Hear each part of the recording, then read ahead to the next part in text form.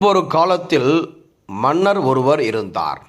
அவர் தன்னுடைய நிலையிலிருந்து கீழே இறங்கி வந்து அந்நாட்டில் இருந்த ஒரு துறவியோடு நெருங்கிய நட்பு கொண்டிருந்தார். இது குறித்து அவர் உள்ளுக்குள் பெருமைப்பட்டு கொண்டார். ஒரு நாள் அவர் துறவியிடம், சுவாமி, ஆணவம் என்று சொல்கிறார்களே, அப்படி என்றால் என்ன என்று ஒன்றும் தெரியாதவர் போன்று கேட்டார். அதற்கு துறவி அவரிடம், இது முட்டாள்தனமான கேள்வி என்றதும் மன்னர் தன் வாளை உருவி, நான் கேட்டது முட்டாள்தனமான கேள்வியா? என்னை யார் என்று நினைத்து கொண்டிருக்கின்றீர்கள் என்று துறவியை தாக்க முயன்றார்.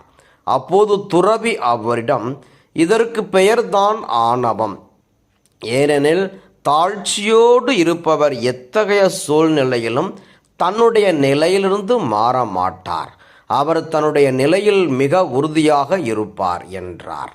இதை கேட்டு மன்னர் தன் தவற்றை நினைத்து வருந்தினார். ஆம், சிலர் தாழ்ச்சியோடு இருப்பதாக நடிப்பார்கள்.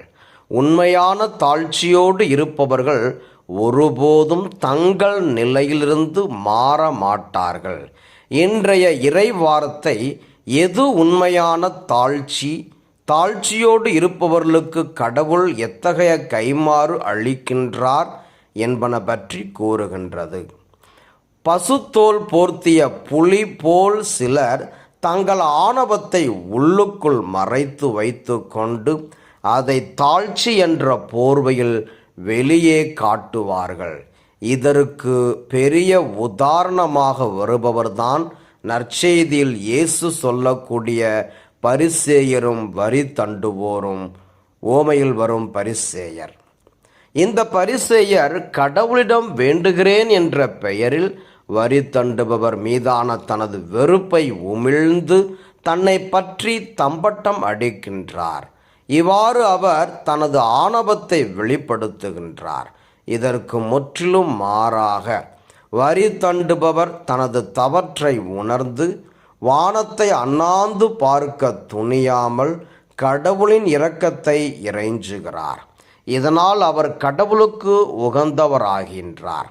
இறைவாக்கினர் ஓசேயா நூலிலிருந்து எடுக்கப்பட்ட இன்றைய முதல் வாசகம் கடவுளை அறியும் அறிவையே நான் விரும்புகின்றேன் என்ற வரியோடு முடிகின்றது. இயேசு சொல்லும் ஓமையில் வரும் பரிசேயர் கடவுளை அறிந்திருக்கவில்லை. அதனால்தான் அவர் ஆணவத்தோடு கடவுளிடம் வேண்டுகின்றார். வரி தண்டுவோர் கடவுளை அறிந்திருந்தார். அதனால்தான் அவர்